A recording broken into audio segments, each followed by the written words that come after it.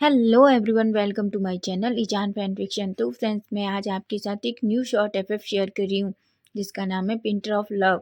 अगर आपको fan fiction अच्छा लगे तो प्लीज़ चैनल को सब्सक्राइब करना। और फ्रेंड्स, हाँ, ये एक वांशियन एफएफ है, तो चलिए स्टोरी स्टार्ट करते हैं। तो स्टोरी की स्टार्टिंग में ही अब हम एक पर्सन को देखते हैं जो एक रूम में एक चेयर पर बैठा हुआ था। उसका वो पूरा रूम जो था वो पूरी तरीके से बहुत सारी पेंटिंग से भरा हुआ था। पेंटिंग बहुत तरह तरह की थी जो देखने में ही बहुत खूबसूरत थी। हर पेंटिंग का अपना एक नज़रिया था। अगर उस पेंटिंग को अच्छी गौर से देखा जाए तो हर पेंटिंग आपको कुछ ना कुछ सिखाती है। लेकिन वो पेंटर बहुत दिन से एक पेंटिंग बनाने की कोशिश कर रहा है, लेकिन फिर भी वो उस पेंटिंग को नहीं बना पा रहा। वो सच में बहुत परेशान हो गया है क्योंकि वो पिछले 8 घंटे से इसी चेयर पर इसी तरह बैठा हुआ है। इसलिए वो एक गहरी सी सांस लेता है और उसके हाथ में जो ब्रश थी उसे साइड में रखता है और खड़ा होता है।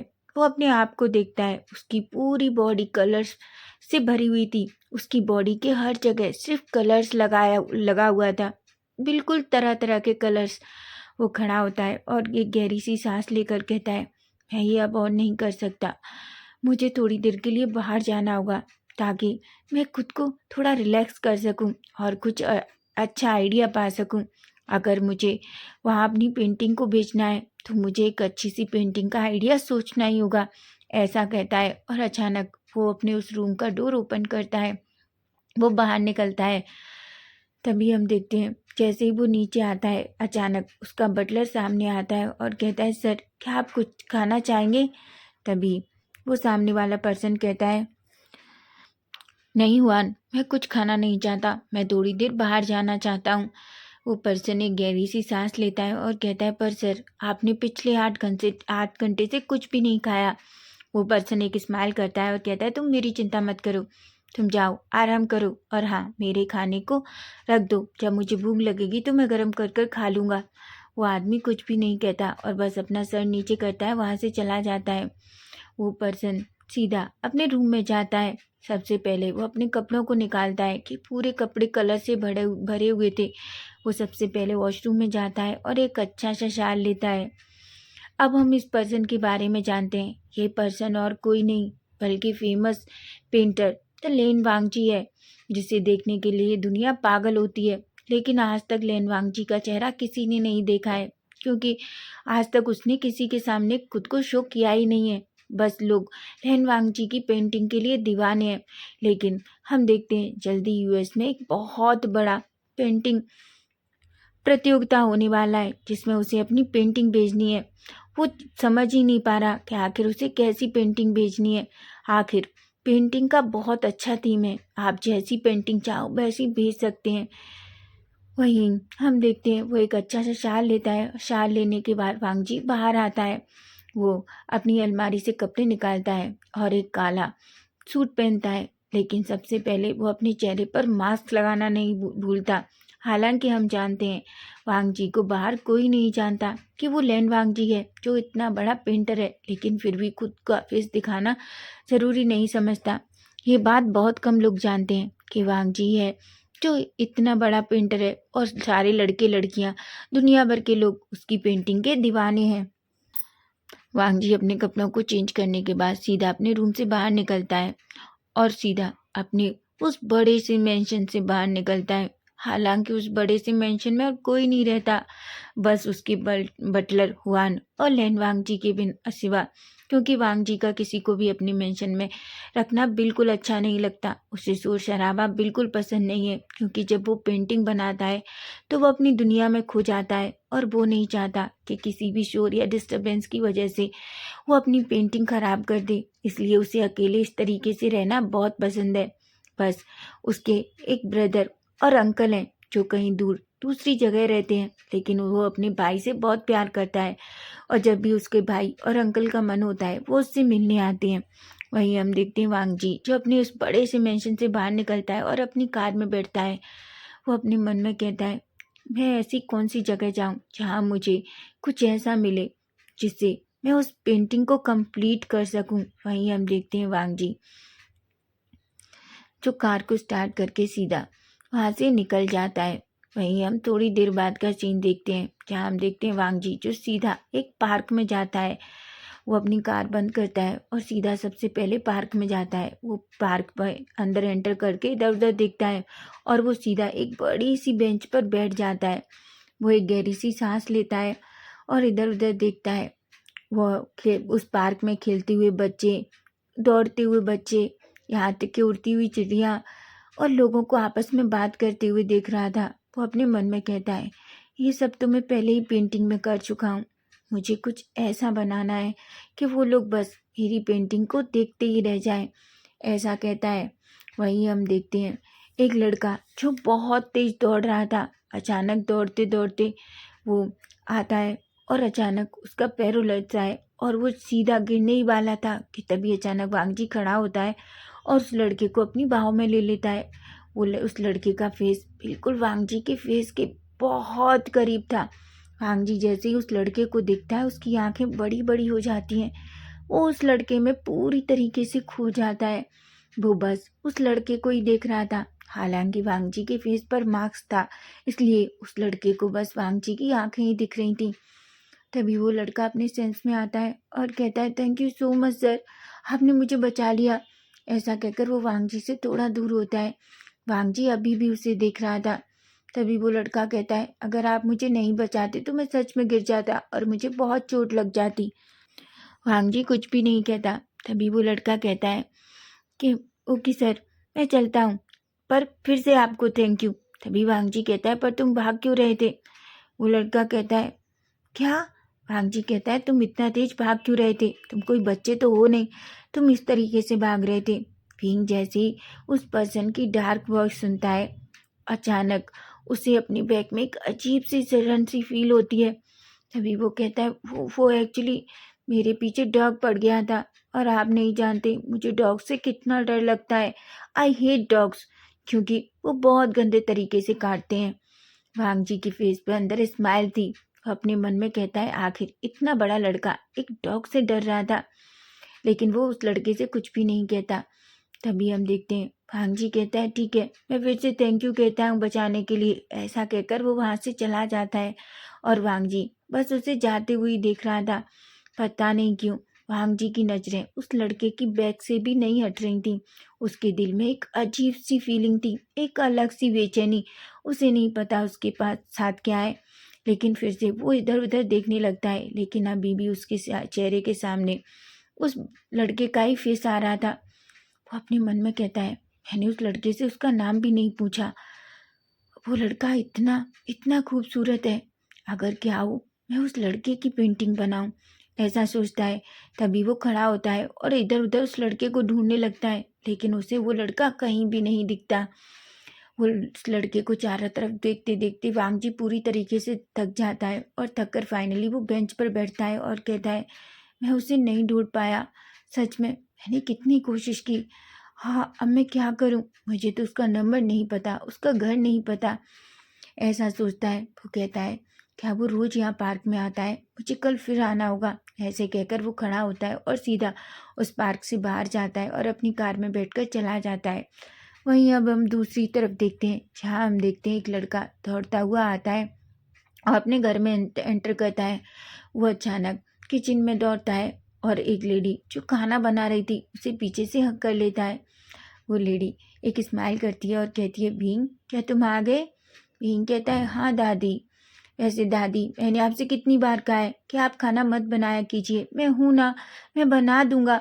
आप थोड़ी देर मेरा वेट नहीं कर सकती थी? तभी दादी कहती है, भीम तुम इतना परेशान क्यों हो? ये बस खाना ही तो है। वैसे भी तुम्हें पता है ना, मुझे खाना बनाना अच्छा लगता है। वैसे भी तुम मुझे घर का कोई काम नहीं करने देते, बस मैं खाना ही तो बनाना चाहती थी और तुम कॉलेज से थक कर आए हो। तभी विंग एक स्माइल करता है और कहता है, फिर भी दादी आप मेरा थोड़ी देर वेट करो, मैं अभी जस्ट कपड़े चेंज कर कर आता हूँ। ऐसा कहता है और वो सीधा अपने रूम की तरफ चला जाता है। वहीं दादी जाती हुई विंग को देखती है और एक स्माइल करती है।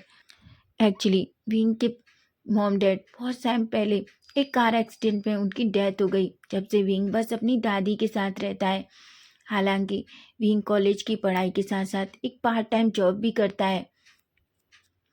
वो एक बेकरी शॉप पर काम करता है ताकि उससे वो अपनी दादी और अपने खर्चे चला सके। तभी हम देखते हैं दादी जो एक स्माइल करती है। वहीं विंग थोड़ी देर बाद फ्रेशन अप होके नीचे आता है और वो अपनी दादी के पास खड़ा हो जाता है। वो अपनी दादी को साइड में बिठाता है और खुद खाना बनाने लगता है। तभी वो कहता है, पता है दादी आपको, आज मेरे पीछे डॉग पड़ गया था। दादी कहती हैं, क्या? विंग कहता है, आपको पता है मैं इतनी तेज दौड़ा कि बस गिरने ही वाला था। तभी दादी कहती है, क्या तुम ठीक हो? विंग कहता है, मैं ठीक हूँ दादी। आपको पता है एक पर्सन ने मुझे बचा लिया, लेकिन सच में उसका जो आवाज़ थी वो बहुत डार्क थी। मैं तो उसे सुनकर ही डर गया। तभी दादी कहती है, विंग किसी की आवाज़ से किसी को जज नहीं करना चाहिए। विंग कहता है, दादी मैं तो उसे जज नहीं कर रहा। दादी कहती है, क्या तुमने उसे थैंक यू कहा? विंग कहता है, बिल्कुल मैंने उन्हें थैंक यू कहा। ऐसा कहता है, जिस पर दादी एक स्माइल करती है। वहीं विंग थोड़ी देर में खाना रेडी करता है। उसके बाद दादी और विंग मिलकर अच्छे से अपने डिनर को फिनिश करते हैं। वहीं हम वांग जी को देखते हैं। वांग जी जो सीधा अपनी मेंशन में लौटता है। तभी जैसे ही वो मेंशन में एंटर होता है, उसे सच में अब भूख लगी थी, क्योंकि उसने बहुत टाइम से कुछ भी नहीं खाया। इसलिए वो सीधा किचन में जाता है। तभी वो देखता है खाना, वो फ्रिज ओपन करता है। खाना जो फ्रिज में था उसे वो निकालता है और सबसे पहले उसे खाने को ओवन में रखता है, ताकि वो खाना थोड़ा गर्म कर सके। वहीं थोड़ी देर बाद खाने को गर्म करने के बाद वो टेबल पर रखाता है और अपना खाना फिनिश करता है। खाना फिनिश करने के बाद वो खड़ा होता है और सीधा अपने रूम की तरफ चला जाता है। वो जाने के बाद सबसे पहले अपने क्लोथ चेंज करता है। वो थोड़ा फ्रेशन अप होता है और फिर अपने नाइट ड्रेस को पहनकर बेड पर लेट जाता है और जो कुछ हुआ उसके बारे में सोचने लगता है। बार बार उसके सामने विंग का फेस ही आ रहा था। तभी वो कहता है, आखिर मैंने उस लड़के से उसके बारे में क्यों नहीं पूछा? मैं जानता हूँ अगर मैंने उस लड़के की पेंटिंग बनाई तो ज़रूर मैं उस प्रतियोगिता को जीत जाऊंगा। हालांकि मुझे इस बात की कोई चिंता नहीं है कि मैं हारूंगा कि जीतूंगा, लेकिन मैं सच में उस लड़के की पेंटिंग बनाना चाहता हूँ। वो किसी देवदूत से कम नहीं है। मैं बस उस लड़के को एक बार पेंट करना चाहता हूँ। उसे नहीं पता वो अपने मन में उस लड़के के लिए क्या क्या सोचने लगा है। वहीं अब हम सीधा नेक्स्ट डे मॉर्निंग का सीन देखते हैं, जहाँ हम देखते हैं विंग जल्दी से उठता है। वो मॉर्निंग रूटीन कंप्लीट करता है और दौड़कर सबसे पहले नीचे आता है। वो सबसे पहले किचन में जाता है और अपनी और दादी के लिए ब्रेकफास्ट रेडी करता है। ब्रेकफास्ट रेडी करने के बाद वो सबसे पहले जो थोड़े बहुत छोटे मोटे काम थे उनको कंप्लीट करता है और फिर दादी के रूम में जाकर दादी को उठाता है। उसके बाद वो फिर से अपने रूम में जाता है, एक अच्छा सा शाल लेता है, रेडी होता है और नीचे आता है। तब तक उसकी दादी भी वहीं ब्रेकफास्ट टेबल के पास आ चुकी थी। दोनों बैठकर अच्छे से ब्रेकफास्ट करते हैं। तभी दादी कहती हैं, विंग तुम्हें अपनी पढ़ाई पर ध्यान अच्छे से देना चाहिए बेटा। मैं चाहती हूँ कि तुम। विंग कहता है, दादी आप चिंता मत कीजिए, मैं दोनों काम मैनेज कर लेता हूँ, आप टेंशन क्यों लेती हैं? मैं पढ़ाई के साथ साथ वो जॉब कर सकता हूँ। वैसे भी वो बस एक पार्ट टाइम जॉब है, आप इतनी टेंशन मत लीजिए। ऐसा कहता है और अपनी दादी के चिक पे किस करता है और सीधा स्कूल के लिए निकल जाता है, सीधा अपनी कॉलेज के लिए निकल जाता है। वहीं हम वांग जी को देखते हैं। वांग जी जो सुबह उठता है, उठने के बाद ब्रेकफास्ट करता है। ब्रेकफास्ट करने के बाद वो सीधा सीधा अपने उस फिर से पेंटिंग रूम में चला जाता है, जहाँ वो पेंटिंग करता है। वो फिर से एक पेंटिंग बनाने की कोशिश करता है, लेकिन उससे फिर से विंग की याद आने लगती है और वो अपने मन में कहता है, क्या मुझे आज फिर से उस पार्क में जाना चाहिए? क्या वो लड़का आएगा? लेकिन मैं जानता हूँ अगर मैं बाहर नहीं जाऊँगा तो उस लड़के को कैसे ढूंढूंगा। वहीं हम देखते हैं, अब हम सीधा इवनिंग का सीन देखते हैं। भांग जी जल्दी से अपने रूम से बाहर निकलता है। वो कपड़े चेंज करता है, अपनी कार में बैठता है और सीधा वह उस पार्क के लिए निकल जाता है। वहीं अब हम विंग को देखते हैं। विंग जो कॉलेज ख़त्म होने के बाद यूविन जो उसका बेस्ट फ्रेंड है, वो विंग के पास आता है और कहता है, विंग क्या तुम आज पार्क में नहीं चलोगे? विंग कहता है, नहीं मैं नहीं जाना चाहता। तुम जानते हो उस पार्क के पास बहुत सारे डॉगी हैं जो मुझे बहुत डराते हैं। तभी यूविन कहता है, विंग तुम इतने बड़े हो गए हो, हम कॉलेज के स्टूडेंट हैं, तुम अभी भी उन डॉगी से डरते हो। विंग अनोइंग सा फेस करता है और कहता है कि तुम्हें डर नहीं लगता? यूविन कहता है, बिल्कुल नहीं। विंग कहता है, पर मुझे नहीं पता, मुझे भी डॉगी से बहुत डर लगता है। ऐसा कहता है। यूविन एक गहरी सी सांस लेता है और कहता है, कभी कभी मैं सोचता हूँ कि तुम सच में बच्चे हो, लेकिन हाँ, मैं तुम्हें बता दूँ, हम सभी लोग प्रोजेक्ट पर उस पार्क में ही बात करने वाले हैं, तो अगर तुम्हें चलना है तो चलो। वीन कहता है, ठीक है, लेकिन तुम मुझसे प्रॉमिस करो, तुम उन डॉग से मुझे प्रोटेक्ट करोगे। यूविन एक स्माइल करता है और कहता है, ठीक है, मैं तुम्हें प्रॉमिस करता हूँ, मैं उन डॉग से तुम्हें प्रोटेक्ट करूँगा। जिस पर वीन के फेस पे एक बड़ी सी स्माइल आ जाती है। वहीं हम देखते हैं विंग, यूविन और उसके दो दोस्त और साथ में मिलकर सीधा उस पार्क की तरफ निकल जाते हैं। वहीं हम देखते हैं वांग जी भी पार्क में बैठा था। वो बस विंग के आने का वेट कर रहा था, लेकिन बहुत टाइम हो चुका था, अब तक विंग नहीं आया था। वो पूरी तरफ देखता है, वो इधर उधर पार्क के भी देखता है, लेकिन उसे विंग कहीं नहीं दिखता। वो पूरी तरीके से निराश हो जाता है। उसे पार्क में आए हुए काफ़ी टाइम हो गया था, लेकिन उसे अभी तक विंग की एक झलक तक दिखाई नहीं दे रही थी। इसलिए वो खड़ा होता है और एक गहरी सी सांस लेता है। वो अपने मन में कहता है, शायद ये मेरा बैड लक है, मैं उस लड़के को फिर से नहीं देख पाऊंगा। ऐसा कहता है और खड़ा होकर जाने लगता है। लेकिन तभी हम देखते हैं उसे अचानक एक जगह से बहुत सारे लड़कों के हंसने की आवाज़ आ रही थी। वो अचानक उसकी तरफ, उन लड़कों की तरफ देखता है, लेकिन जैसे ही उन लड़कों की तरफ देखता है, वो शॉक हो जाता है। उसमें वो विंग भी था। वो बस विंग को ही थोड़ी देर तक इसी तरीके से घूर रहा था। उसे समझ नहीं आ रहा कि आखिर वो विंग को ऐसे क्यों घूर रहा है। लेकिन तभी हम देखते हैं अचानक एक बच्चा दौड़ता हुआ आता है और वो वांग जी के पैर से टकरा जाता है। वांग जी जैसे ही बच्चे को देखता है कि स्माइल करता है। बच्चा कहता है धीरे से, सॉरी अंकल, मैं तो बस वो बॉल पकड़ने की कोशिश कर रहा था। वांग जी कहता है, चैम्प कोई बात नहीं।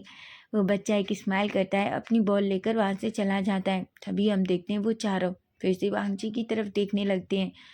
वांग जी को समझ नहीं आ रहा था कि वो विंग से कैसे बात करे। पर उसके साथ उसके दोस्त भी हैं, लेकिन फिर भी वो खुद की हिम्मत जुटाता है और धीरे धीरे उन चारों लड़कों के पास जाने लगता है।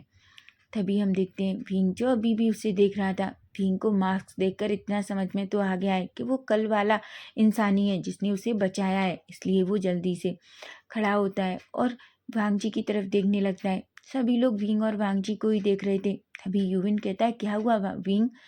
विंग कहता है, सर आप यहाँ? तभी वांग जी विंग की तरफ देखता है और कहता है, क्या तुमने मुझे पहचान लिया? वांग जी कहता है, वांग जी की बात सुनकर विंग कहता है, ऑफ कोर्स सर, आपने जो मास्क लगाया है उससे हर कोई पहचान सकता है। मैं अच्छे से जानता हूँ ये कोई नॉर्मल मास्क नहीं है, बल्कि बहुत एक्सपेंसिव है।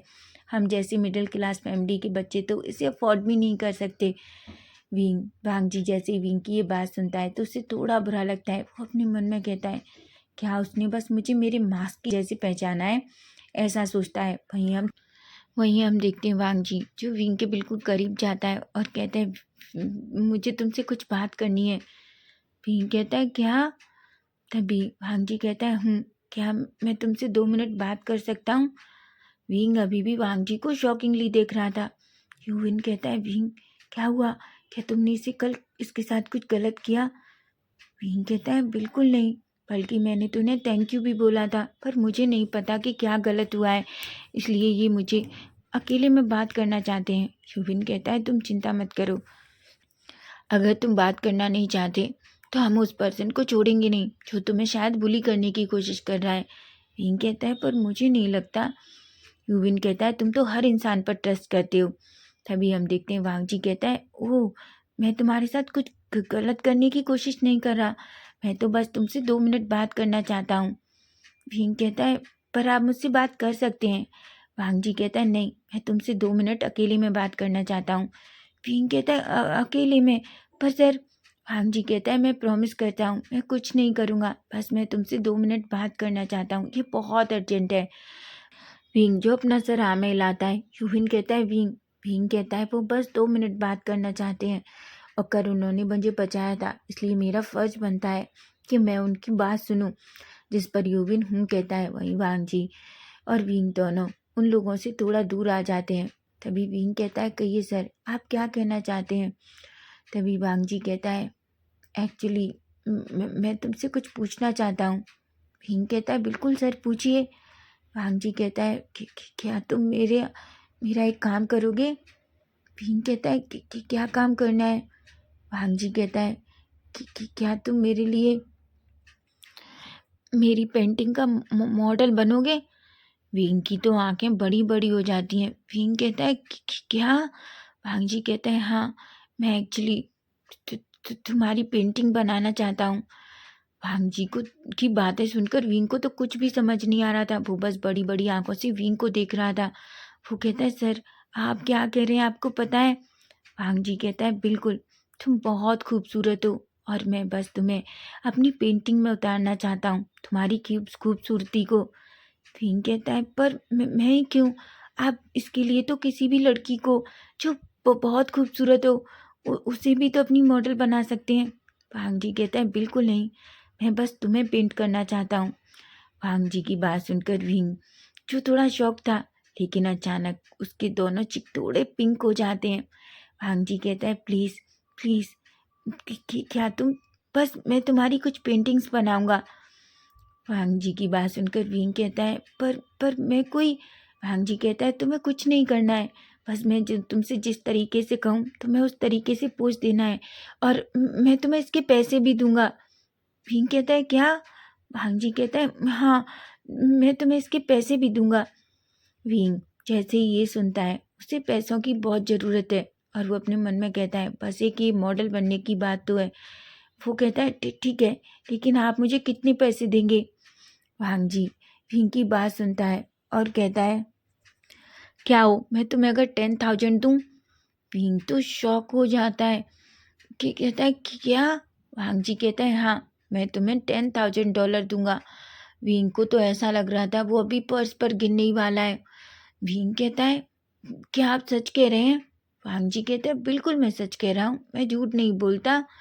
भांग जी की बात सुनकर विंग बहुत खुश हो जाता है और कहता है ठीक है, मैं आपकी पेंटिंग के लिए मॉडल बनने को तैयार हूँ। मुझे कहाँ ना होगा, आप अपना एड्रेस मुझे दे दीजिए। भांग जी विंग की बात को सुनता है तो थोड़ा खुश हो जाता है। वो कहता है ठीक है, तो मुझे अपना नंबर दो, मैं तुम्हें बताऊंगा। भीम पहले तो थोड़ा सोचता है, लेकिन फिर वो एक गहरी सी सांस लेता है और अपना फ़ोन निकालता है और वांग जी को अपना नंबर देता है। वांग जी कहता है ठीक है, मैं तुम्हें मैसेज करूँगा कि तुम्हें कितने बजे मेरे मेंशन में आना है। जिस पर विंग कहता है। वांग जी वहीं विंग को देखता है और फाइनली वांग जी वहाँ से चला जाता है और विंग भी अपने दोस्तों के पास चला जाता है। वहीं अब हम थोड़ी देर बाद का सीन देखते हैं, जहाँ हम देखते हैं वांग जी, पता नहीं क्यों उसे बहुत अजीब सी खुशी महसूस हो रही थी। उसे ऐसा लग रहा था कि जैसे उसने पता नहीं कौन सी बड़ी जंग जीत ली हो। जिस तरीके से विंग ने उसके मॉडल बनने के लिए हाँ किया है। वो एक स्माइल करता है और कहता है मैं जानता हूँ अगर तुम मेरी पेंटिंग के मॉडल हुए तो सच में मुझे जीतने से कोई नहीं रोक पाएगा। हालांकि 3 सालों से हर बार यूएस की इस प्रतियोगिता में सिर्फ वांगजी ही जीत रहा है, लेकिन फिर भी वांगजी हर बार कुछ नया करता है और इस बार उसने विंग को देकर अपनी वो न्यू थीम भी सोच रखी है। वहीं हम देखते हैं विंग जो बहुत खुश था, अपने मन में कहता है $10,000 तो मेरी आधी प्रॉब्लम सॉल्व कर देंगे। मैं अपनी दादी के अच्छे से इलाज करा पाऊंगा और मैं अपनी सारी कॉलेज की फीस भर सकता हूँ और मुझे टेंशन भी नहीं रहेगी, ऐसा कहता है। वहीं हम देखते हैं वांग जी को। वांग जी वो सीधा मेंशन में जाता है और चुपचाप अपने डिनर टेबल पर बैठ जाता है। बटलर हुआन जो वांग जी को देखता है तो एक पल के लिए शॉक था, लेकिन उसे वांग जी से कुछ भी पूछने की हिम्मत नहीं होती। वो चुपचाप वांग जी के सामने डिनर सर्व करता है। वांग जी अच्छे से पूरा डिनर फिनिश करता है और चुपचाप उठकर अपने रूम में चला जाता है। वो अभी भी बस विंग के बारे में सोच रहा था, तभी वो अपना फ़ोन लेता है और उस पर कुछ टाइप करता है। वहीं हम विंग को देखते हैं, विंग जो चुपचाप अपने घर में अपने रूम में बेड पर लेटा हुआ था। उसे तो बस वो $10,000 के बारे में सोच रहा था।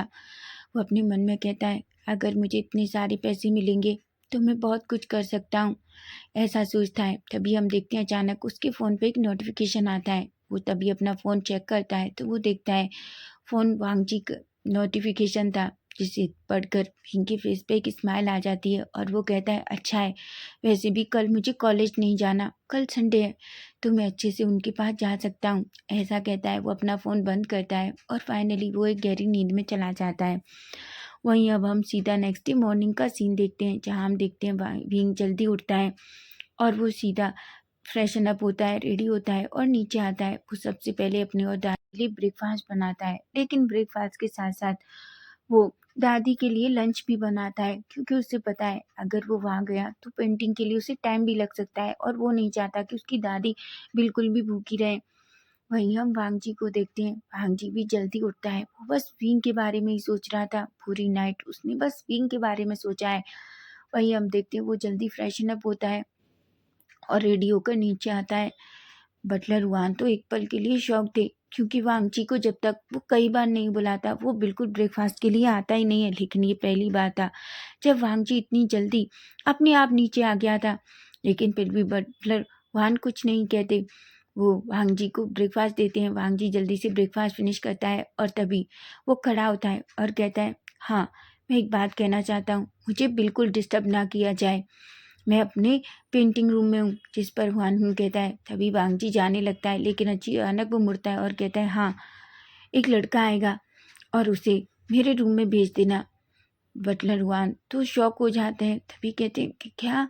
तभी वांगजी कहता है, मैंने कहा एक लड़का आएगा और उसका नाम विंग है, तो हाँ तुम उसे मेरे रूम में भेज देना। जिस पर हुआन हूँ कहता है और वांगजी सीधा अपने रूम में चला जाता है। वो सारी चीज़ें व्यवस्थित करने लगता है ताकि जब विंग आए तो वो अच्छे से अपनी पेंटिंग बना सके। वहीं हम देखते हैं विंग को, जो पूरा अच्छे से ब्रेकफास्ट रेडी कर लेता है और दादी के लिए लंच भी। तभी अचानक उसकी दादी जो किचन में एंटर करती हैं, वो कहती हैं, विंग तुमने ब्रेकफास्ट बना भी दिया? विंग कहता है, हाँ दादी। तभी इसकी दादी कहती हैं, वैसे तुम आज संडे है, इतना जल्दी रेडी होकर कहाँ जा रहे हो? विंग कहता है, दादी मुझे एक ज़रूरी काम से बाहर जाना है, लेकिन उससे पहले मैं आपके लिए एक ब्रेकफास्ट और लंच दोनों रेडी कर रहा हूँ। दादी कहती है, विंग ऐसा क्या काम है? मैंने तो सोचा था आज संडे को हम दोनों टाइम स्पेंड करेंगे। विंग कहता है, दादी ये हमारे लिए है, मैं सच कह रहा हूँ। तभी दादी कहती है, विंग क्या तुम कोई गलत काम तो नहीं कर रहे? विंग कहता है, दादी क्या आप मुझ पर ट्रस्ट नहीं करती? दादी कहती है, बिल्कुल बच्चा, मैं तुम पर ट्रस्ट करती हूँ, लेकिन विंग कहता है, दादी मैं आपसे प्रॉमिस करता हूँ मैं ऐसा कोई काम नहीं करूँगा जिससे आपको कभी तकलीफ हो, ऐसा कहता है। वहीं दादी एक स्माइल करती हैं। वहीं विंग और दादी दोनों मिलकर अच्छे से ब्रेकफास्ट करते हैं। विंग खड़ा होता है और कहता है, दादी मैंने आपके लिए लंच बना दिया है, तो प्लीज़ आप टाइम से लंच खाकर अपनी मेडिसिन ले लेना। जिस पर दादी हूँ कहती हैं। विंग अपने और दादी के बर्तन क्लीन करता है और वो सीधा अपना बैग लेता है और वांगजी के दिए हुए पते पर निकल जाता है। वहीं हम देखते हैं वांगजी को पता नहीं क्यों उसे एक अजीब सी फीलिंग हो रही थी। वो बस विंग का वेट कर रहा था कि विंग कब आए।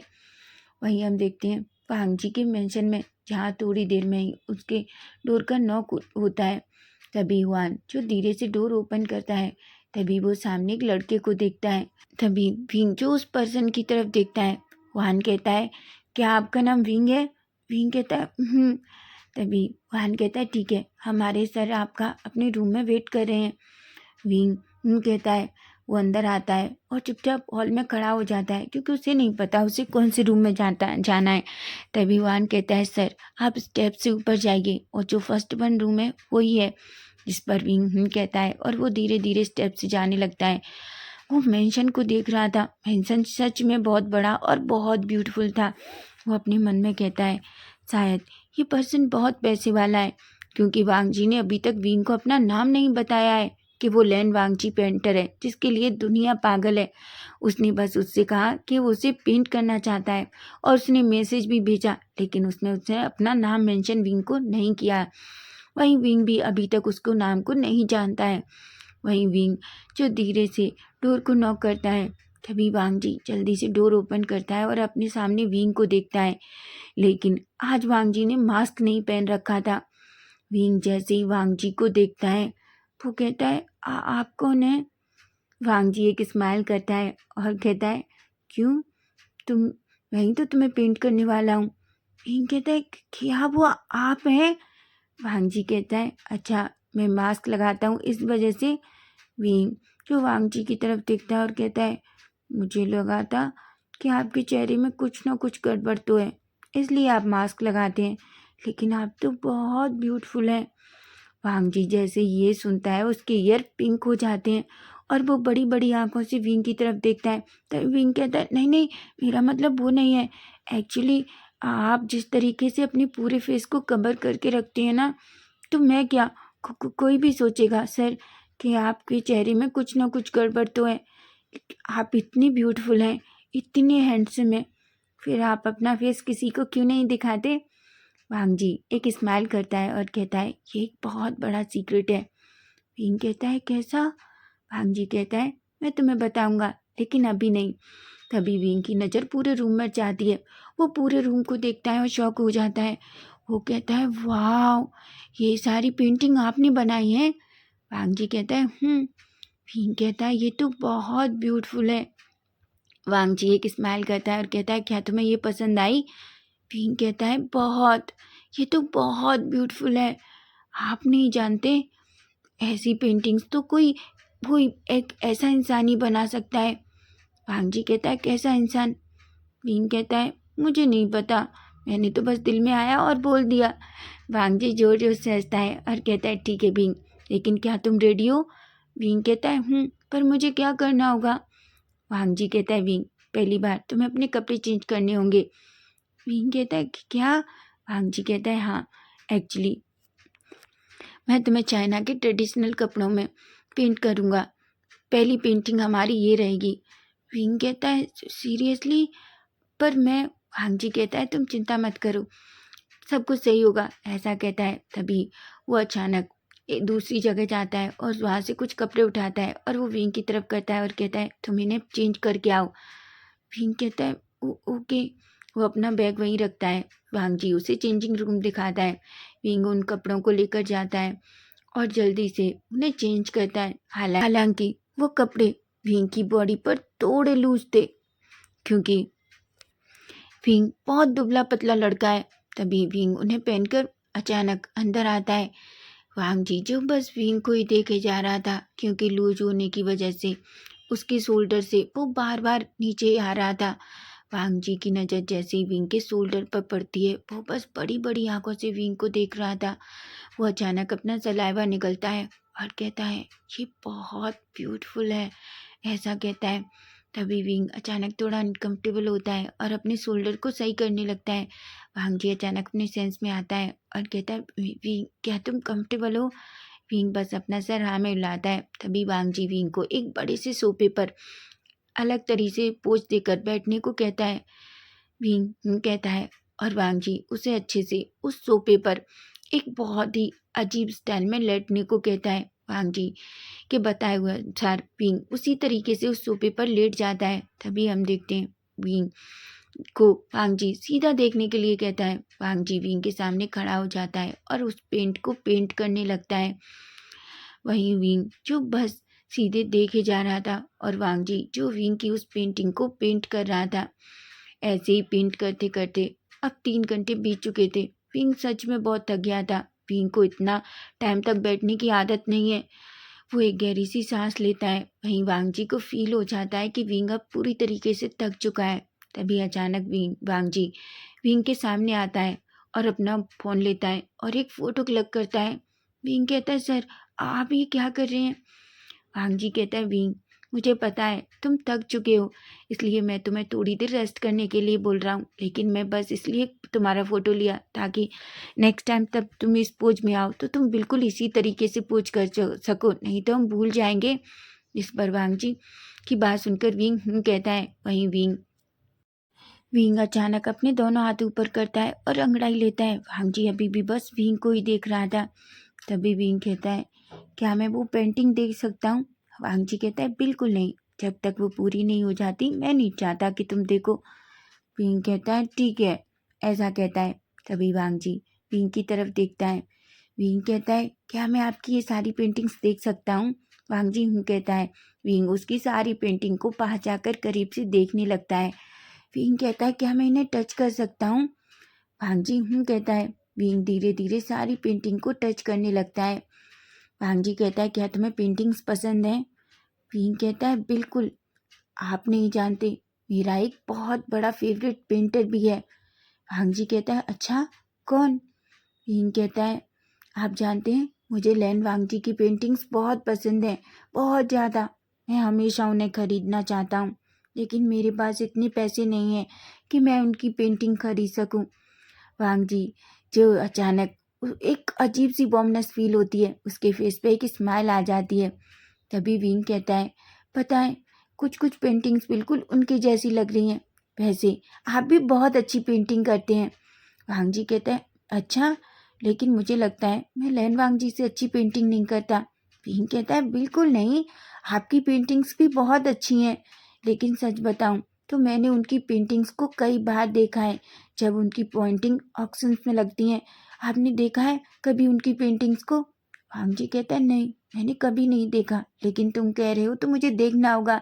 वांग जी को बहुत हंसना आ रहा था क्योंकि वो जानबूझकर विंग को टीज कर रहा था। विंग कहता है, पर सच कहूँ तो आपकी पेंटिंग्स भी बहुत अच्छी हैं। अब लैन वांग जी के बाद दूसरे नंबर की मैं आपकी पेंटिंग्स को पसंद करता हूँ।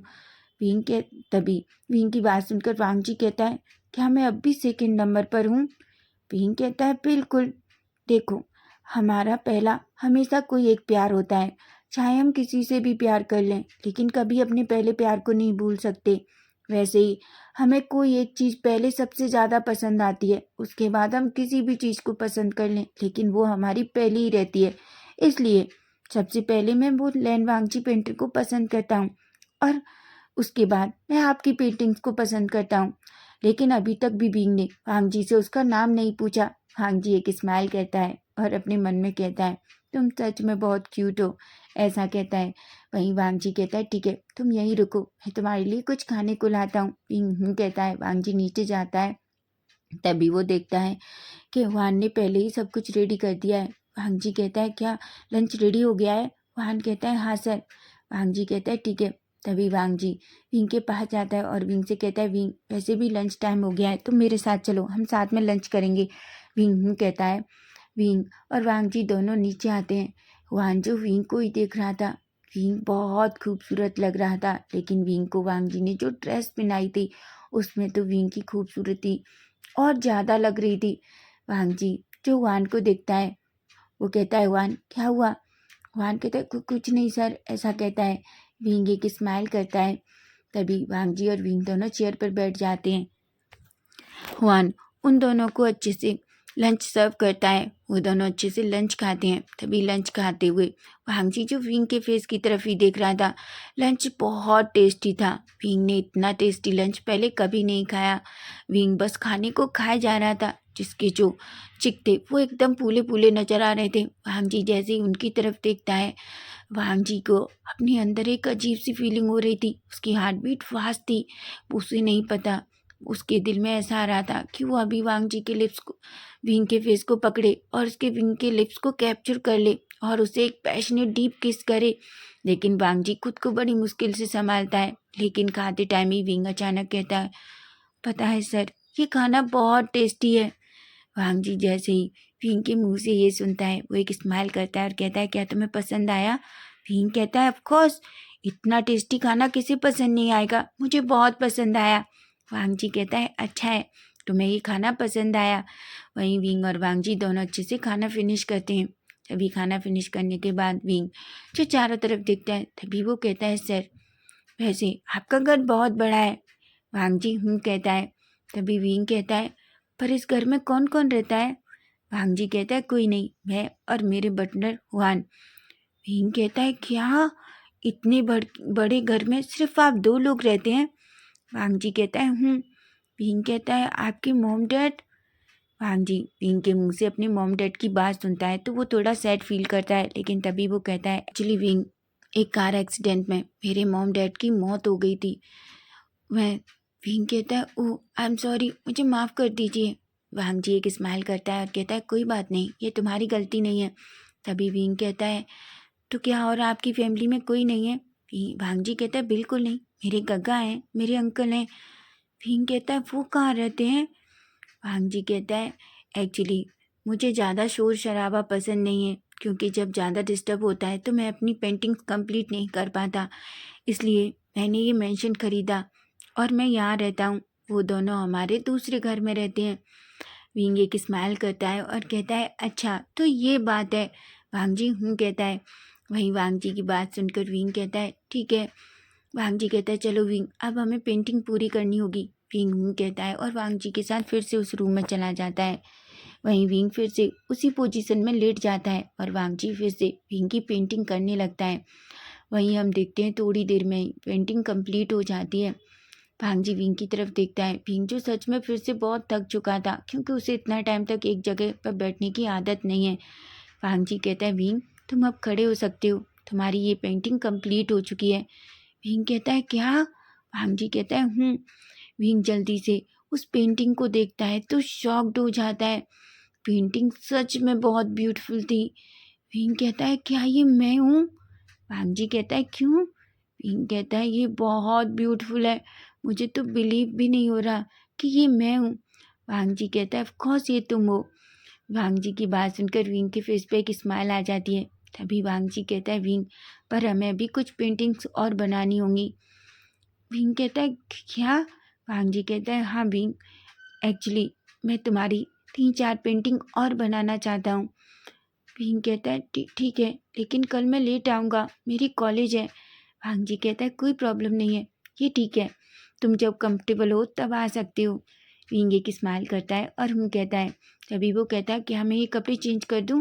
वांगजी कहता है। विंग तभी अपने उस चेंजिंग रूम में जाता है, वो कपड़े निकालता है, अपने कपड़े पहनता है और वो बाहर आता है। तभी हम देखते हैं अचानक विंग जैसे ही उस रूम में आता है, वो वांगजी की तरफ देखता है, वो एक स्माइल करता है। तभी वांगजी उसके सामने एक पेपर करता है। विंग कहता है, ये क्या है? तभी वांगजी कहता है, ये चेक है, ये $10,000 का चेक है और ये ले लो, मैंने तुमसे प्रॉमिस किया था ना। विंग कहता है, पर अभी तो काम कंप्लीट नहीं हुआ ना। वांगजी कहता है, विंग मैं तुम पर ट्रस्ट करता हूँ और इसलिए मुझे भरोसा है, और वैसे भी तुमने बहुत अच्छा काम किया आज, पेंटिंग सच में बहुत अच्छी है। विंग जो वांगजी की तरफ देख रहा था। तभी वांगजी कहता है, विंग ये तुम्हारा इनाम है और वैसे भी ये तुम्हारे काम के पैसे हैं, मैं तुम्हें कोई एक्स्ट्रा मनी नहीं दे रहा हूँ। विंग एक स्माइल करता है और उस चेक को अपने हाथ में ले लेता है। उस चेक को देखकर विंग को बहुत खुशी हो रही थी। तभी विंग एक स्माइल करता है और कहता है, ठीक है सर, मैं आपसे कल मिलता हूँ। वांगजी कहता है। वहीं विंग वांगजी को बाय कहकर वहाँ से चला जाता है। वहीं वांगजी जो फिर से विंग की पेंटिंग के सामने आता है और बस पेंटिंग को देखने लगता है। अचानक वांगजी के दिल से कुछ ऐसा आता है। विंग कहता है। वांगजी कहता है, विंग तुम सिर्फ मेरे हो, मुझे नहीं पता क्यों। तभी अचानक वांगजी एक ब्रश उठाता है और उस पेंटिंग के ऊपर लिख देता है, पेंटर ऑफ लव। वांगजी अचानक जैसे ही उस शब्द को देखता है, वांगजी के फेस पे एक बड़ी सी स्माइल थी और वो अचानक वांगजी की विंग की उस पेंटिंग पे अपने हाथ घुमाता है और कहता है, मैं बहुत जल्दी तुम्हें अपने करीब लाऊंगा, ऐसा कहता है। वहीं हम विंग को देखते हैं। विंग जो सच में बहुत खुश था, उसने इतना पैसा आज से पहले कभी नहीं देखा था, इसलिए वो सबसे पहले अपने बैंक में जाता है और उस चेक को अपने खाते में डालता है। वहीं विंग जो बहुत खुश होकर वापस अपने घर आता है।